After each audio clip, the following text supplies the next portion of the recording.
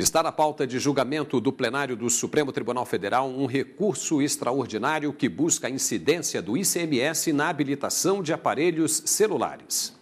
A ação foi proposta pelo governo do Distrito Federal, que é contra uma decisão do STJ que beneficiou a empresa Vivo. A luta do Distrito Federal e de todos os outros estados é pela cobrança do ICMS na habilitação dos aparelhos celulares. A alegação é que as empresas de telefonia estão lucrando sem pagar o imposto, mas não há garantia que a cobrança afete o valor da habilitação. Para o Distrito Federal, existe uma ofensa a alguns artigos da Constituição, já que o artigo 155 define a cobrança do imposto, inclusive para a comunicação. E entendemos que, de acordo com a legislação pertinente e a própria lei distrital, esse serviço de habilitação de celular, ele deve ser tributado, razão pela qual a Vivo deve ser condenada ao pagamento. O imposto sobre circulação de mercadorias é um tributo cobrado pelos estados. O ICMS sempre é embutido no preço do produto. O valor cobrado é menor em produtos essenciais, como arroz e feijão. Já no caso de produtos considerados supérfluos, como, por exemplo, cigarros e cosméticos, o percentual cobrado é maior. Para a Vivo, a habilitação de telefones móveis é um serviço preparatório para a comunicação e não há necessidade de tributação. Em nota, a operadora de telefone Vivo informou que só vai se pronunciar depois de proferida a decisão. E os ministros do Supremo devem analisar um outro recurso extraordinário que questiona uma decisão do Superior Tribunal de Justiça que não aceitou a desistência de uma das partes do mandado de segurança. Entre as alegações, a petroquímica explica que o Superior Tribunal de Justiça aplicou um entendimento contrário ao que vem sendo admitido pelo STF. Segundo o STJ, não há como desistir da ação sem aprovação da parte contrária, no caso da Comissão de Valores Mobiliários, já que houve uma decisão da Justiça. A Pronor alega ainda violação a 2 dispositivos constitucionais, o da segurança jurídica e da isonomia. A intenção da CVM era ou que continuasse o julgamento pelo Tribunal Regional Federal da nossa apelação em mandado de segurança contra a sentença que foi favorável, ou então que a desistência da Pronor fosse reconhecida como renúncia ao direito que fundava o mandado de segurança. O plenário do Supremo deve analisar em que momento é possível desistir do mandado de segurança. O parágrafo 4º do 267 do CPC determina que, após a contestação em uma ação, a desistência do processo só será viável com a concordância da outra parte. A decisão dos ministros irá valer para todos os casos semelhantes. Para a Procuradoria-Geral da República, o entendimento do STJ deve ser mantido.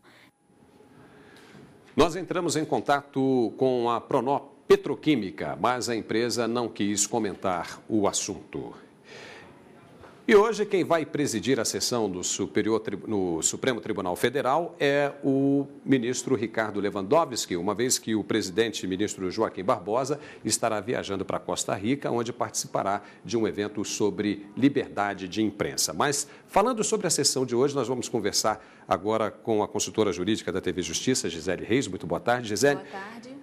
Qual é o entendimento do STF sobre esse tema que nós vimos na reportagem? Paulo, na verdade, o que tem? O Supremo Tribunal Federal ele já decidiu de diversas formas em relação a esse tema. Já houve decisão em que disse não ser possível a desistência do mandado de segurança quando já tiver um pronunciamento de mérito. Já houve decisão em que, uma vez tendo decisão de mérito desfavorável ao autor, só é possível desistir se houver a aquiescência da parte contrária. E já decidiu que é possível a desistência no mandado de segurança em qualquer tempo, independentemente da aquiescência da outra parte.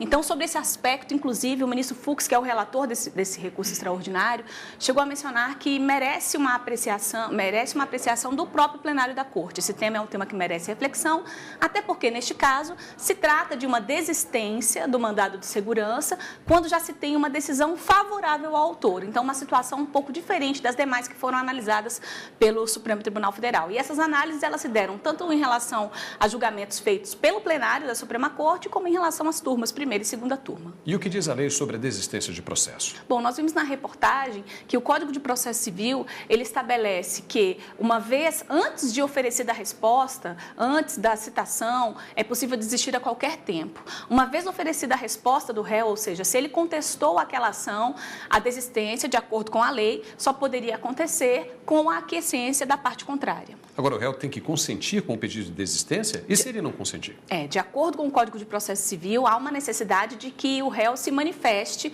em relação a esse pedido, ou seja, que ele concorde ou não. E por que que isso acontece? Porque uma vez sendo chamado para o processo, ele apresenta uma contestação, formula um pedido, e formulando um pedido, ele tem também o direito de ter uma prestação jurisdicional. Da mesma forma que o autor formula o pedido, o réu também formula e ele tem o direito de ser respondido pela justiça no que diz respeito àquelas pretensões que foram deduzidas na ação processual. E qual a diferença entre desistência e renúncia? Paulo, a desistência, ela acaba gerando a extinção do processo sem uma decisão do mérito.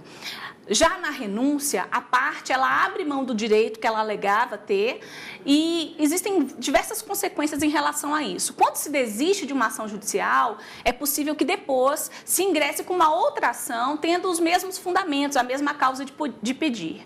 Quando se tem a renúncia, você não tem mais essa possibilidade. Por quê? Porque quando tem a renúncia, gera uma decisão, a parte ela abre mão do direito, então ela abre mão, inclusive, de questionar isso por meio de outras ações judiciais.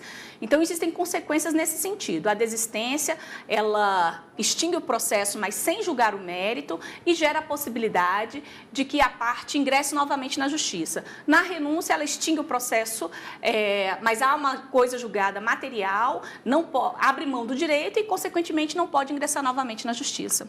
Agora, em relação a esse tema, a gente precisa esclarecer que houve um pedido da Pronor pedindo o adiamento desse julgamento, mas até agora há pouco nós vimos na pauta de julgamento, esse processo ainda consta na pauta, embora tenha esse pedido de adiamento do julgamento.